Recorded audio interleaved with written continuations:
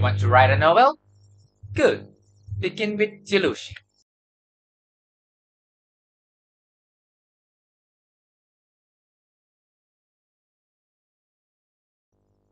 Hi, I'm not a professional writer. I'm just someone who writes too many revolution stories at 3 a.m. and keep thinking, this will make sense later. It never does, but it's fine. Today, I'm going to teach you how to write a novel the same way I do, with vibes, chaos, and a second considered technique called second thought. If you ever thought, I want to write a novel, but I don't know how. Congratulations, you're a real writer. Professional will tell you to start with the outline. I say I start with a vibe. Is your vibe romantic chaos? Magical industrial revolution? Angry communists overthrowing the monarchy? Good. That's the scene. Plots come later like the way later. Like chapter 9 and you suddenly realize what the story is about later. A character is basically one sentence. Decide plus problem. For example, an aristocrat who wants to stop a revolution but accidentally becomes the leader of it. This man is going through it.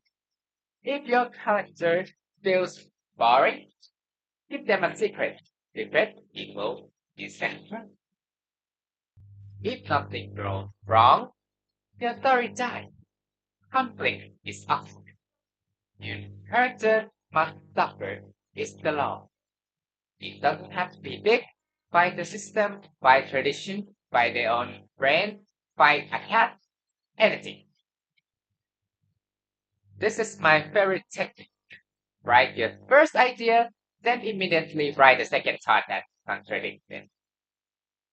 For example, first idea, she wants to run away. Second thought, actually, she has nowhere to go. Third thought, actually, she secretly the heir the industrial concept.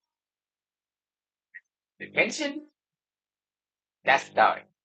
Your brain is a writer even when it tries to sabotage itself.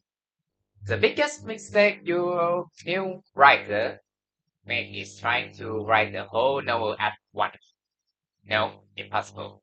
This will explode. Why one scene only? The conversation, an argument, a kiss, a revolution speech. Scenes are bricks. Novels are walls. Build small. The other thing is when you look at your draft and think, what idiot wrote this?